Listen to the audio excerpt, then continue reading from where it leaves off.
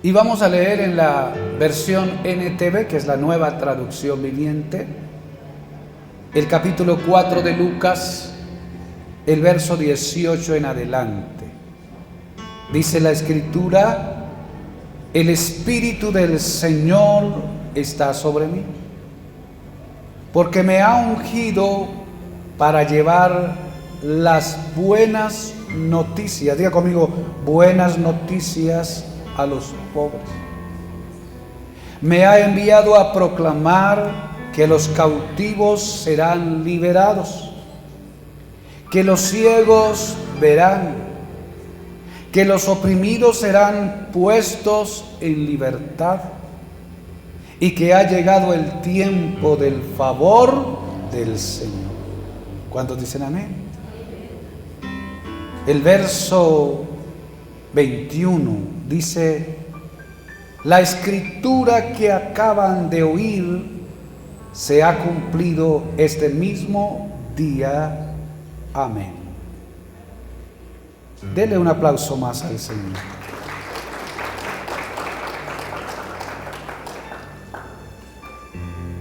El título de la enseñanza de esta mañana lo hemos colocado: las buenas noticias. Diga conmigo: las buenas noticias. Las buenas noticias.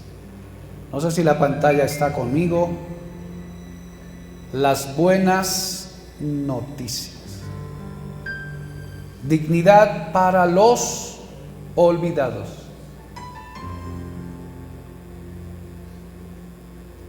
A través de la historia, nuestra humanidad ha experimentado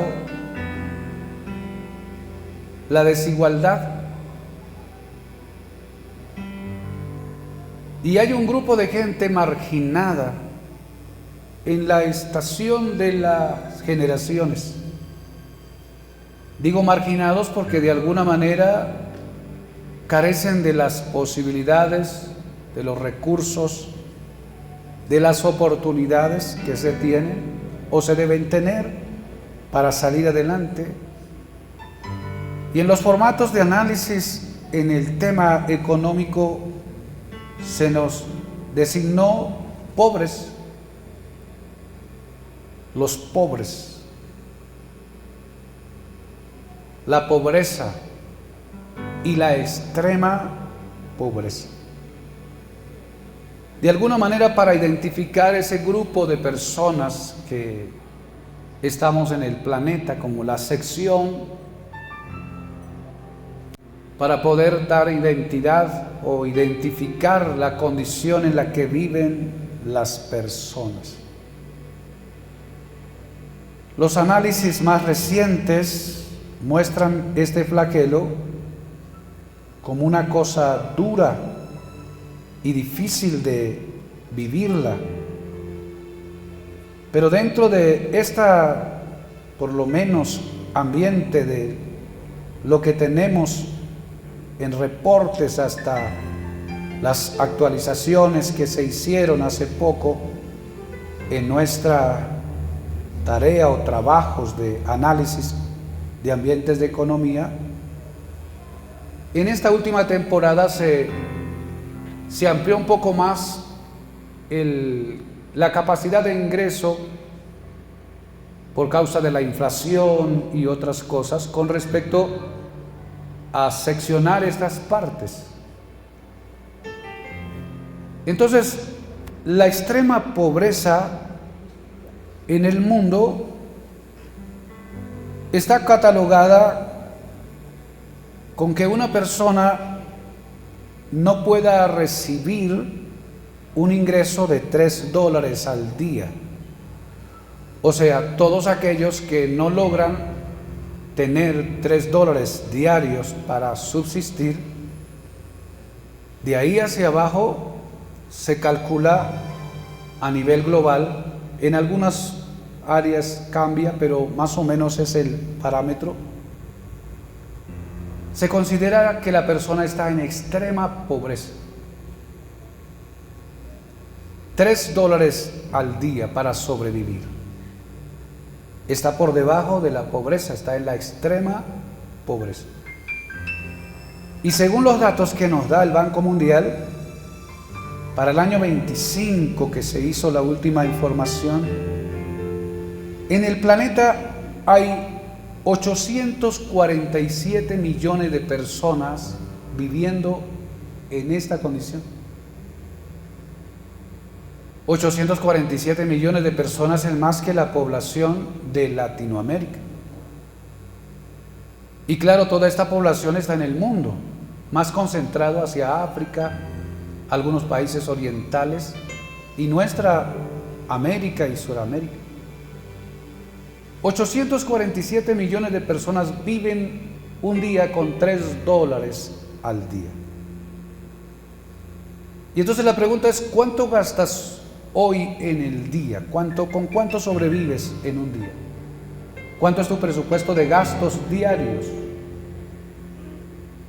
Estamos hablando que si ellos gastan $3 al día, tendrían un salario de 150 o 90 o $100. 3 por 3, 9, perdón, sí. $90. $90 un mes para sobrevivir. Está catalogado en extrema pobreza, porque no se puede vivir con $90 en un mes, no. No se puede comer bien con $3 en el día, no. No se puede sobrevivir en esta condición, y el que sobrevive en esa condición está en extrema pobreza, según los datos y análisis del ambiente económico. ¿Pueden sobrevivir? Claro que pueden sobrevivir, porque hay 847 millones, sí. Pero no para sobrevivir de la manera tranquila o básica que se necesita. Y hay 847 millones ahí. Luego, el ambiente de la información dice que en este umbral de extrema pobreza, luego hay otro umbral, que es la pobreza moderada. Pobreza moderada. Y la pobreza moderada le suben un poco, que la persona vive con $4.20 al día. Tiene un ingreso y es el gasto que él hace en el transcurso del día. Y en esa condición el número aumenta.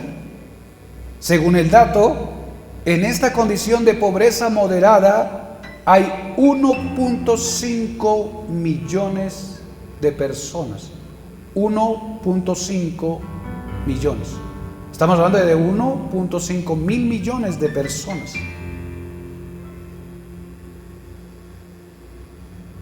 Esto es amplio.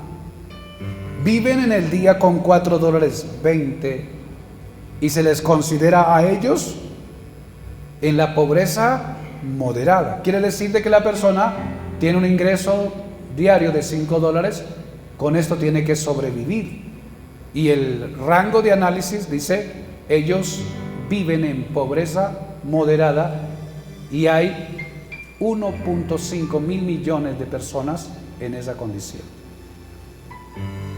Pero luego esa designación le dan otro detalle: pobreza ampliada. Entonces se le designa extrema pobreza, pobreza moderada y pobreza ampliada. Y la pobreza ampliada es aquellas personas que viven con $8.30 al día. Y en esa cantidad hay 3.5 mil millones de personas en el mundo. Lo que quiere decir, hermanos y hermanas, que según la información que tenemos en este tiempo de la generación, casi el 50% de la población vive en estas tres dimensiones: pobreza ampliada, pobreza moderada y extrema pobreza. Así está el mundo hoy. La pregunta es, ¿son falta de recursos? No. Hay recursos de sobra para que podamos vivir por lo menos bien. No son falta de recursos. Y hay un sinnúmero de cosas en el análisis para poder debatir sobre el tema y también informar, pero no es el propósito en sí de la enseñanza, sino más bien es como para identificar en la condición en la que se nos da la información y en la que posiblemente usted y yo podamos estar viviendo. En una pobreza ampliada, en una pobreza moderada o en una extrema pobreza. El hecho es que vivir en una condición semejante no le permite a la persona, aunque quiera, desarrollarse de la manera que pudiera. Amén. Y se sufre con intensidad. Toque a la persona que está a su lado, dígale, pero hay buenas noticias. Hay buenas noticias. Para este grupo de personas hay buenas noticias. El Evangelio es eso, una buena noticia. ¿A quiénes? A los pobres. Amén. Diga conmigo, hay una buena noticia para los pobres. ¿Puede aplaudir al Señor?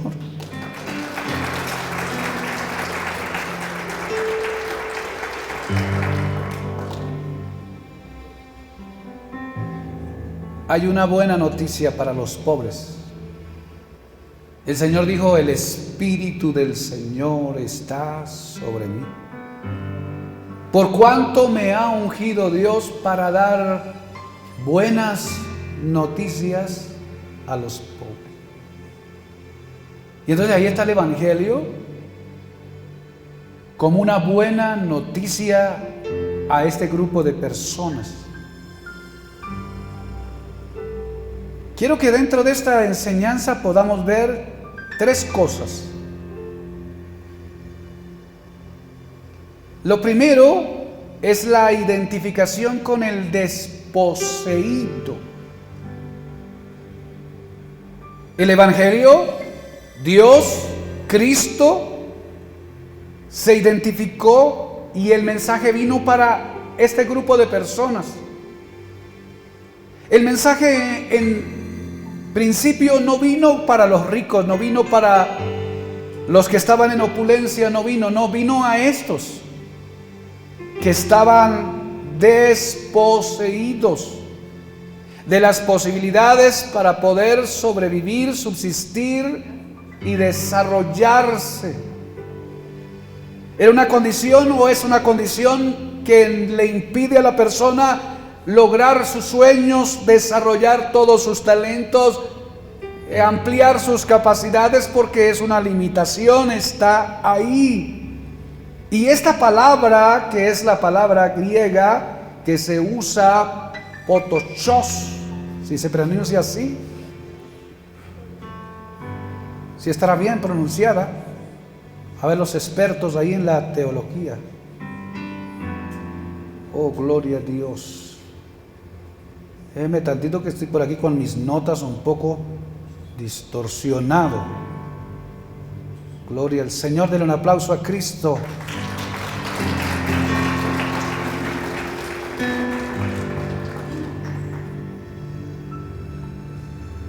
La identificación con el desposeído.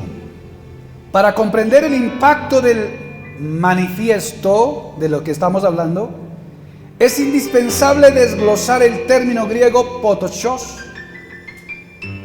A diferencia de otras palabras que denotan una pobreza moderada, esta palabra que se describe ahí en el relato de Jesús y de Isaías, describe al indigente absoluto, al indigente absoluto. El que está encorvado, el que no tiene influencia, el marginado que carece de redes de seguridad terrenal y cuya única opción es clamar por misericordia. Jesús no comenzó su proclamación en los palacios imperiales de Roma ni ante las élites religiosas de Jerusalén. No. Su evangelio inicia desdignificando e identificándose con aquellos a quienes el sistema socioeconómico y religioso de la época consideraban invisibles o castigados por Dios. Castigados por Dios era una de las maneras de verlos a ellos. Porque está pobre, porque está arruinado, porque está miserable, porque está desposeído. Un castigo del cielo. Desechados por la sociedad, invisibilizados por las élites, y peor aún, pensando que Dios los había castigado. Pero ahí estaban los pobres. Y el mensaje vino para ellos. Y no vino en un mensaje de condenación, vino con un mensaje de buenas noticias. Hay buenas noticias para los pobres. ¿Cuántos dicen amén? Para los que no tienen las posibilidades. No tenemos datos concretos de cómo estaba el panorama socioeconómico del momento de Jesús, pero sí tenemos el de ahora. Y estamos diciendo que en esa línea hay 847,000 millones de personas en el mundo en extrema pobreza. Hay 1.5 en pobreza moderada y hay 3.5 en pobreza ampliada.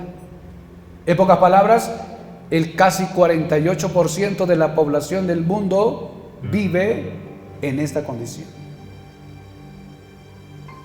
Pero para ellos hay buenas noticias. ¿Cuántos dicen amén?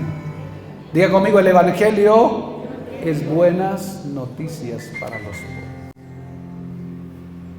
En el Salmo, en uno de los salmos, hablando de esto, dice que el Señor alza o levanta al pobre del polvo. Si está bien la escritura. Levanta o alza. A ver, ayúdeme a alguien por ahí con el texto. Lo levanta del polvo al pobre. O sea, ¿sí? Primero lo levanta del pobre, levanta al pobre del polvo y alza al menesteroso del muladar, para hacerlo sentar en la silla de los príncipes de su pueblo. Esa es una promesa. Pero lo que quiero que identifique conmigo en esta enseñanza es que es la descripción en la condición del pobre. ¿Lo levanta o lo alza? Levanta del polvo al pobre y del muladar exalta al menesteroso. Ok, levanta del polvo al pobre. Miren la condición en la que lo describe. La pobreza es como aquel que está botado, y la descripción que tuvimos acá es como si estuviera encorvado. Está en la. Y cuando se hacen los análisis sociológicos del mundo, el problema más grande de la humanidad es la pobreza. Es la extrema pobreza, es la falta de posibilidades. Y dentro de este ambiente de foco de la pobreza y de la escasez de la ley, es donde se despierta y se desajusta las maneras de la vida negativa de las personas. En la mayoría de los casos, en el ambiente de pobreza, se despiertan los focos de violencia. Es donde hay mayores abusos, es donde hay mayores problemas de ambiente de relaciones por causa de la pobreza. Entonces, hermano, la iglesia y el mensaje de Cristo no vino para hacerle monumento a la pobreza, no. No vino para que le hiciéramos un ídolo a la pobreza, así como lo hizo la tradición, no. Porque la pobreza es el arma más poderosa que tiene Satanás para impedir que las personas puedan disfrutar el viaje que Dios nos ha dado en esta existencia. Si hay un enemigo con el cual hay que pelear, es contra ese. Si encontramos un hermano en esta condición, no se puede quedar ahí porque Dios no lo deja ahí, no. Dios dice que encuentra al pobre en el polvo y lo levanta. Así es que una salida para liberarse de la pobreza se llama el Evangelio de Jesucristo. ¿Cuántos dicen amén? Vamos a aplaudir al Señor. Una salida, una puerta. Una puerta de escape, una forma de salir.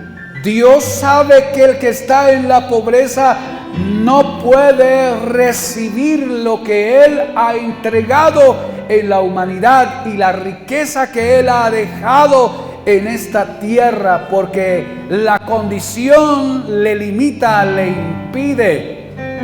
Y entonces la promesa está ahí. Él encuentra al pobre allá en el polvo y lo levanta. Al menesteroso lo alza del muladar, y el propósito es sentarlo en la silla con los príncipes de su pueblo. Amén. ¿Cuántos lo pueden creer?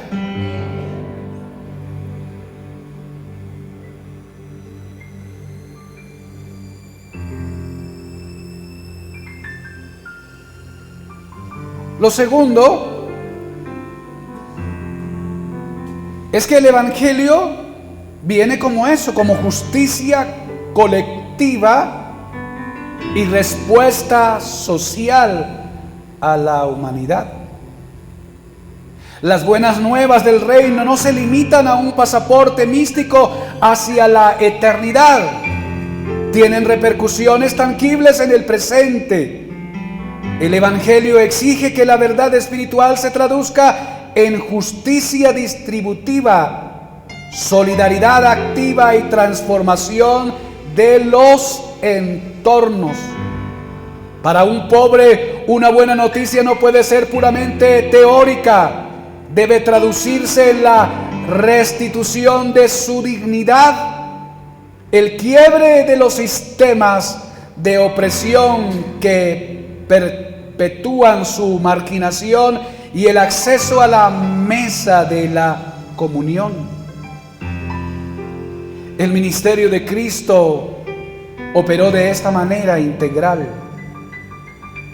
haciendo que los desválidos pudieran tener esperanza. Amén.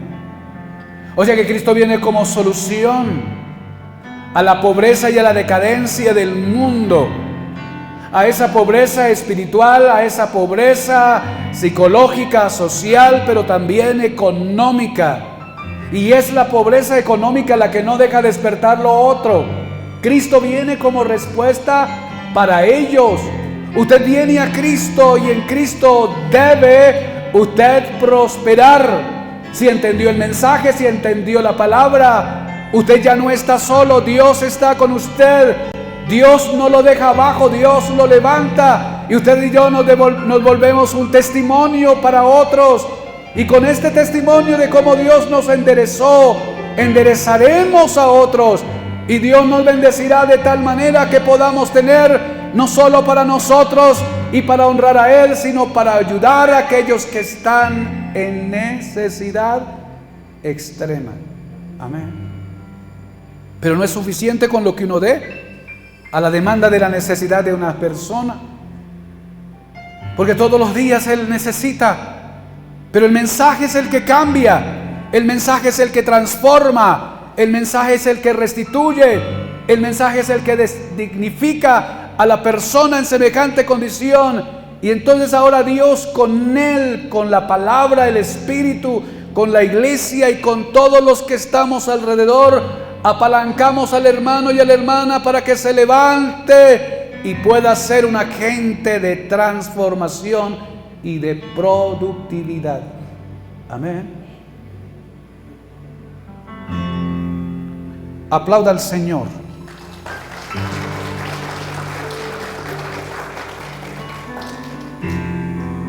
Tercero, la riqueza de los quebrantados, la dependencia absoluta de Dios. Mire, en este término, espiritualmente hay una riqueza, pero no hay una riqueza en términos de ambiente económico, no.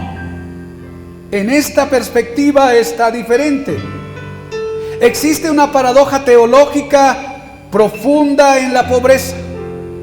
Quien carece de seguridades materiales y financieras posee una inclinación natural a desarrollar una confianza radical en el Creador.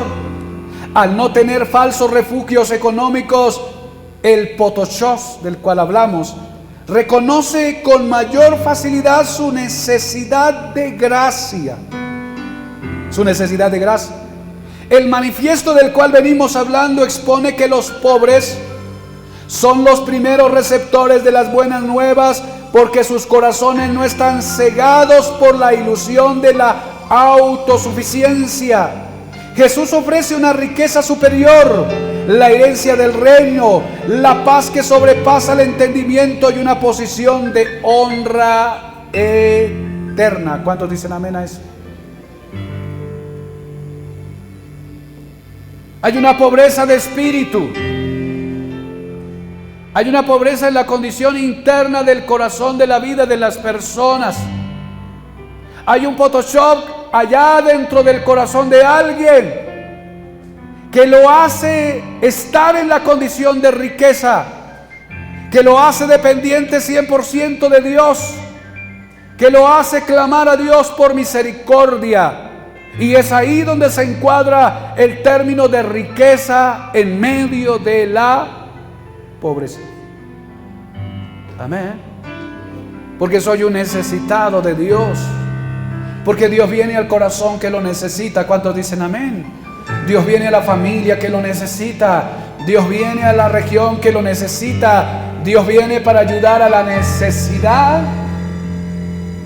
Pero no aquella necesidad de quedarse uno toda la vida en medio de una condición social oprimida, no, sino en aquella ampliación del corazón para sentir que por mucho que tengamos y por mucho que logremos, siempre seremos pobres adentro, porque lo necesitamos a Él. ¿Cuántos dicen amén? ¿Cuántos lo necesitan a Él? Solo dos. ¿Cuántos lo necesitamos? Diga conmigo: yo necesito de Dios. Y entonces Mateo 5:3 dice: bienaventurados los pobres en espíritu, porque de ellos es el reino de los cielos. Apocalipsis 2:9 dice: yo conozco tus obras y tu tribulación y tu pobreza, pero tú no eres pobre, tú eres rico. Segunda de Corintios 8:9 dice: porque ya conocéis la gracia de nuestro Señor Jesucristo, que por amor a vosotros se hizo pobre, siendo rico, para que vosotros con su pobreza fueseis enriquecidos en Él. ¿Cuántos aplauden el nombre del Señor?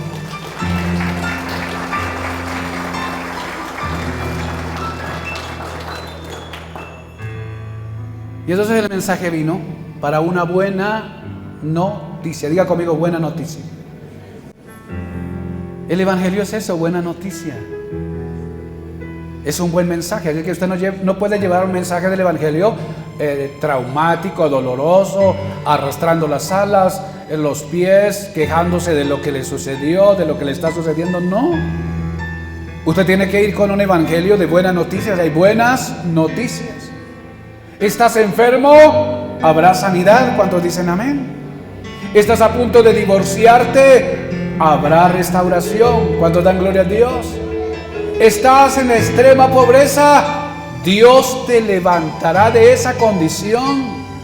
Él te alzará de esa condición y te sentará en los lugares de dignidad en medio de la sociedad.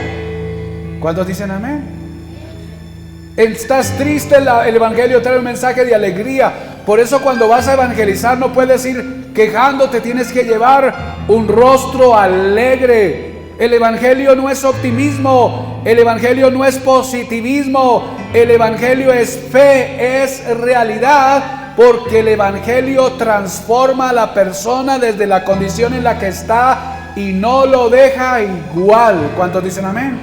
Lo dignifica en todas las áreas y Dios lo quiere colocar como un ejemplo de su gloria.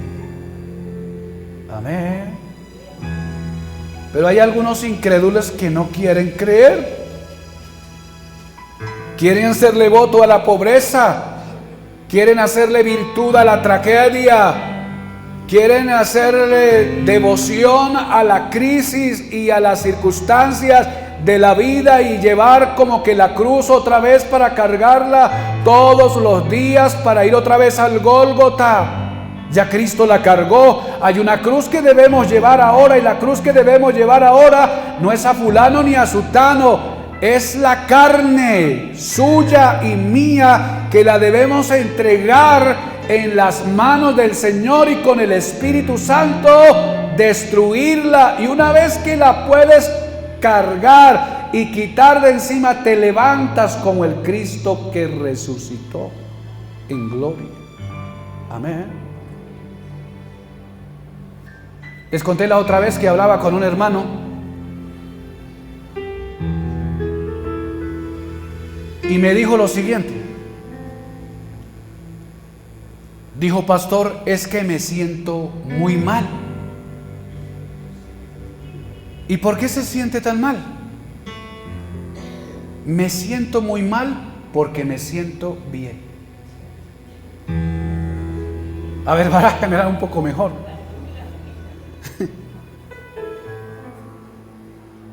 O sea, él se sentía mal porque se sentía bien. ¿Sí me estoy dando a entender? Sí. ¿No será que le pasa a usted también así? O sea, debes sentirte mal y en medio de una tragedia para sentirte bien. Barájeme esa forma de pensamiento y esa forma de comprensión. ¿Dónde recibió usted esa inducción? ¿Quién le inyectó eso en su cabeza, en su forma de pensar? Y entonces me doy cuenta que tiene que ver con formas de pensar de las tinieblas y tiene que ver con formas de pensar de las culturas. La gente a veces no lo quiere ver a uno sentirse bien. La gente se siente incómoda cuando uno le dice: ¿cómo estás? Bendecido, prosperado y en victoria. ¿Cómo estás? Estoy en plenitud. Y algunos se sienten como envidiosos porque tú estás así. Ah, pero la gente diga: no, ¿cómo estás? Estoy mal, estoy enfermo, estoy desposeído, me dejó la esposa, la suegra me desheredó y todas aquellas cosas. Y claro, la gente dice: oh, ven acá. Entonces, culturalmente, el enemigo vende una idea para que la persona se encuadre y se enmarque en medio de una vida de crisis, de dolor, de angustia, y piense que todo es así y que Dios es así.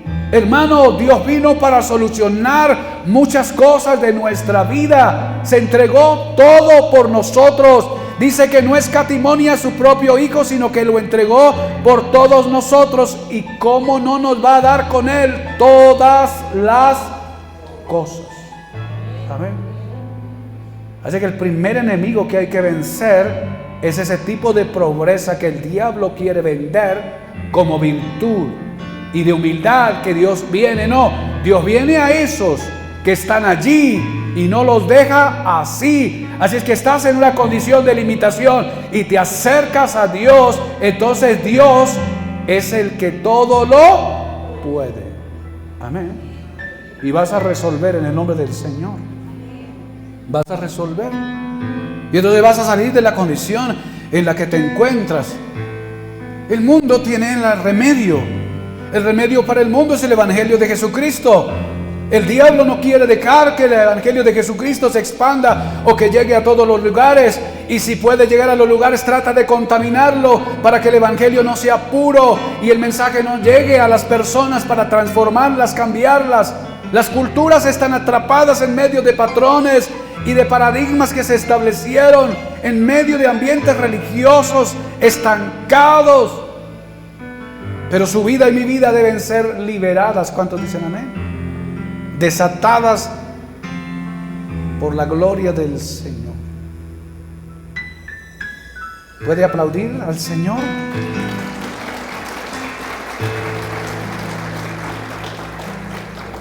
Oh, gloria a Dios. Solo le leo acá una conclusión de la que escribí.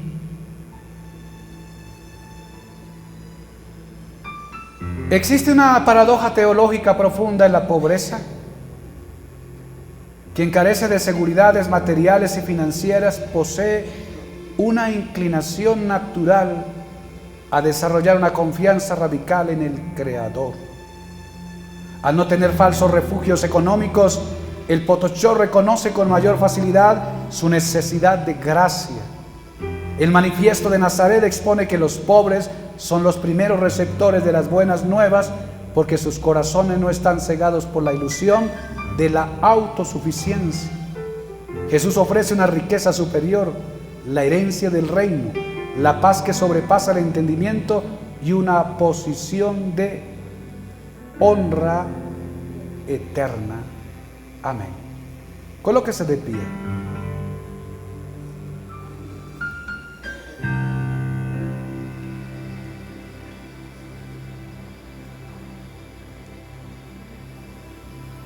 Para consolidar lo que le he dicho y de lo que estamos hablando. Porque el manifiesto de Nazaret marca el rumbo del ministerio de Cristo y marca el rumbo de la iglesia. Ese es el desarrollo del propósito. El Espíritu Santo no vino solo para hacerle cosquillas en la cabeza o colocarle grifo su piel, no. Él lo ungió para dar buenas nuevas a los pobres. Está diciendo eso. El Espíritu Santo vino para levantarnos de la condición en la que estemos y llevarnos a la dimensión de que Él tiene para nuestra vida. Entonces no te puedes quedar atrapado ni estancado. Tienes que fluir. Y si estás así, por alguna razón, debes revisar lo que estás haciendo. Y si no estás haciendo algo malo en tu vida, debes revisar lo que estás pensando, lo que estás creyendo. Y cuando lo revisas y te encaminas en la voluntad del Señor, entonces verás la transformación integral. Habrá paz en el corazón. ¿Cuántos dicen amén? Habrá gozo en el espíritu. ¿Cuántos dicen aleluya? Y habrá bendición en mis manos. Amén. Tendrás lo suficiente y te sobrará. ¿Cuántos lo creen? Honrarás a Dios y ayudarás al prójimo. Amén. Pero cuando lleves el mensaje, dile al que está en semejante condición: hay una buena noticia. Amén. Hay una buena noticia. Él vino para dar buenas nuevas a los pobres, porque Él los levanta de la condición en la cual el sistema, el diablo y lo que sea haya dejado nuestra vida. Por eso la gente más extraordinaria del desarrollo en todas las áreas debería estar en la iglesia. Y cuando usted revisa todos los contextos de la ciencia y del desarrollo del mundo, tuvieron orígenes en la fe, tuvieron orígenes en la palabra. Las naciones que hoy son naciones desarrolladas están así porque recibieron la palabra del Evangelio. Es que el Evangelio no deja a nadie así. Lo recibieron, lo abrazaron, y por causa de la fe y del amor a Cristo y su palabra, Dios bendijo a esas naciones. Dios colocó a esas naciones mucho más allá de las comunes. Hoy el Espíritu Santo está en nuestra vida, está en nuestra tierra, y si el Espíritu Santo está, hay libertad. Y todo lo que hagas y lo encaminas en la fidelidad y la obediencia de Dios, prosperará. Levánteme su mano ahí donde está. Señor, en el nombre de Jesús, en esta mañana yo he entregado esta palabra sobre la vida de mi hermano y de mi hermana, y declaro, Señor, que ella no volverá vacía. Tu palabra hará todo aquello por lo cual tú la has enviado. En esta mañana nos levantamos en el nombre poderoso de Jesús en contra de la pobreza, la ruina, la miseria, la pobreza ampliada, la pobreza, Señor amado, extrema, la pobreza moderada, todo tipo de pobreza, Señor amado, que haya en nuestras comunidades, todo espíritu inmundo que se ha adueñado y ha tomado control de los recursos y no los libera, todo pecado, toda infidelidad que pueda haber en la vida de mi hermano, de mi hermana, que le está impidiendo el acceso a la bendición total de lo que tú has liberado en esta hora de la mañana, anulamos todo esto y lo echamos fuera. En el nombre poderoso de Jesús declaramos, Dios, que así como dice el Salmo, tú levantas al pobre del polvo y alzas al menesteroso del muladar y lo haces sentar en la silla de los príncipes de tu pueblo para que herede un sitio de honor. Devuelve la dignidad a mi hermano. Devuelve la dignidad a mi hermana en su ambiente financiero, en su ambiente económico. Y si alguien ha sido prosperado, bendecido, conforme a tu palabra, úsalo para la gloria de tu nombre. Que los bienes y la abundancia que tú desatarás sobre él y sobre ella no lo enceguezcan, no lo hagan autosuficiente, sino que esa pobreza del corazón siempre permanezca en la humildad necesaria para saber que en la condición a la cual tú nos llevarás, siempre te necesitamos. Señor amado, permite que en esta casa, en esta iglesia, se levanten empresarios, grandes comerciantes, poderosos profesionales, gente de influencia, que puedan mostrar el Evangelio de Jesucristo en otras latitudes. Declaramos, Señor, que las limitaciones que hay en la vida de mi hermano y de mi hermana se comienzan a mover, y que todo lo que el diablo haya creado, Señor amado, se rompe. Maldiciones generacionales, de limitaciones financieras, de falta de posibilidades, cuerdas que han estado atadas a la vida y a la genética de mi hermano, se rompen ahora. Y declaramos, Señor, que los cielos se abrirán, que las puertas se abrirán, que las montañas se moverán. Señor amado, que lo que está impidiendo el paso para mi hermano y mi hermana hacia una vida más productiva, más amplia en su capacidad, Señor amado, se habilita hoy. Y mi hermano y mi hermana en esta mañana recibe una unción especial para que tú lo lleves en victoria. En el nombre de Jesús. En el nombre de Jesús.